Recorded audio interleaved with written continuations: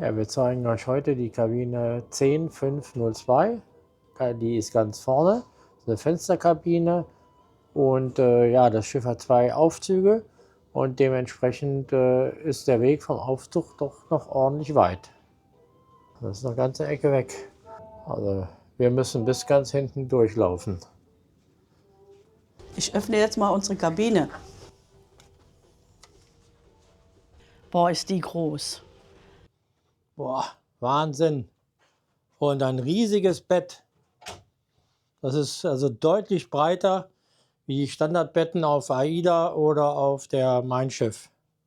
Ja, muss man schon sagen. Man hat hier auch wahnsinnig viel Platz. Guck mal, hier ein großer Kleiderschrank. Aber nur Kleiderschrank. Der zweite Schrank bietet dann Regale und entsprechend auch den Tresor. Und dann noch Schubladen dazu. Und hier drüber, über dem Bett, gibt es dann auch noch reichlich Stauraum. Also Platz hier für Klamotten ist wirklich gar kein Problem. Der Fernseher direkt auch vorm Bett. Das heißt, da muss man sich auch nicht den Kopf verdrehen. Das riesige Bett haben wir ja schon gesehen. Und gegenüber noch so viel Platz für einen Schreibtisch. Ja, hier haben wir amerikanische Stecker, die haben wir mit, können wir noch ersetzen. Hier ist sogar ein deutscher Stecker dabei und zweimal USB. Also alles, was man braucht, ist eigentlich da. So, wir haben sowohl amerikanische Steckdosen mit für USB und wir haben auch einen deutschen Würfel mit, wo wir auch den Laptop anschließen können. Das ist eigentlich perfekt hier. Und an den Betten, da haben wir Licht, aber kein USB. Hier ist eine normale amerikanische Steckdose, kann man USB draus machen. Ja, mit so einem amerikanischen Anschluss kann man dann auch am Bett USB machen. Und man kann sich hier auch ja, Tee machen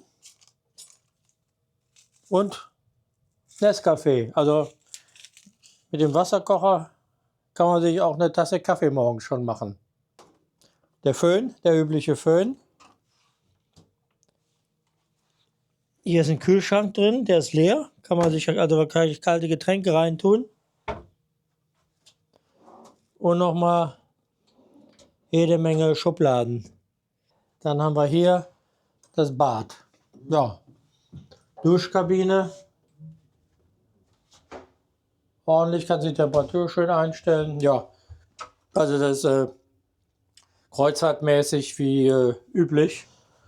Gibt es nichts zu meckern. Ist auch nichts Besonderes. Top. Der Blick nach vorne raus ist ja perfekt. Hier kann man sich ja auch bei schlechtem Wetter gemütlich machen und entspannen und nach vorne rausgucken.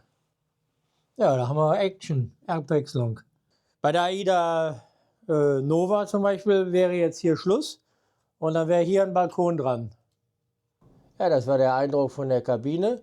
Ist viel größer wie die normale Fensterkabine, die wir so von AIDA kennen. Die entspricht ungefähr der Größe der vorderen Kabine von der AIDA Nova. Nur die hat anstelle des Fensters hier eine Abtrennung und ist dann als Balkonkabine ausgestattet. Also ich muss sagen, das gefällt uns hier total gut. Das war die Fensterkabine auf der Ovation of the Seas von Royal Caribbean. Jedes Schiff hat ja da so seine Besonderheiten und hier muss ich sagen, auf dem 10. Deck nach vorne raus eine Fensterkabine, das ist einfach genial. Mehr brauchen wir persönlich nicht.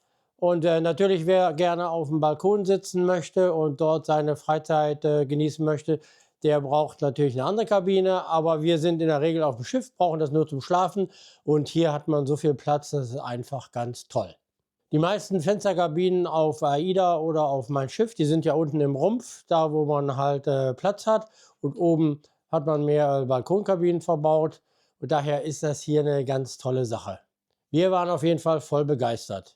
Auf Deck 10 natürlich hat man den Vorteil, hier ist es ruhig. Unten auf den Decks 4 oder 5, wo normalerweise die Fensterkabinen sind, ist es doch durch die Motorengeräusche recht laut. Hier hat man also kein Problem mit Lautstärke. Die Kabine ist sehr ruhig. Allerdings, das Einzige ist natürlich, wenn das Schiff anlegt und das Bugstrahlruder läuft, das hört man hier auch schon ganz doll. Die Ausstattung ist je nach Schiff natürlich unterschiedlich und hier muss ich sagen, so viel Stauraum wie in dieser Kabine haben wir noch nie gehabt und auf den amerikanischen Schiffen sind die Betten auch breiter. Das ist auch ein ganz toller Vorteil. Stromtechnisch hängt es natürlich immer davon ab, wie alt das Schiff ist, wie modern schon die Ausstattung ist. Wir haben immer auf amerikanischen Schiffen so einen amerikanischen Stecker mit 2 neuen USB-C-Anschlüssen. Da kann man dann auch zur Not eben auch mit einer Steckdose beide Betten, Handys mit Strom versorgen. Ansonsten verwenden wir in der Regel noch eine Dreifachsteckdose mit USB-Anschlüssen, mit normalem Schuko-Stecker. Damit kommen wir überall klar. Damit kann ich auch meinen Laptop verlängern und kann so also auch vom Bett aus mit meinem Laptop arbeiten. Das ist einfach ideal. Soweit zur Kabine. Ich hoffe, euch hat der Einblick gefallen. Die meisten von euch fahren ja nur Mein Schiff oder AIDA. Und da hat man auch mal einen Blick auf andere Schiffe, amerikanische Schiffe, wie es dort aussieht. Und ja, wenn es euch gefallen hat, dann lasst ein Like da und vielleicht werdet ihr auch Kanalmitglied, unterstützt unsere YouTube-Arbeit, würde uns freuen. Ansonsten bis zum nächsten Video.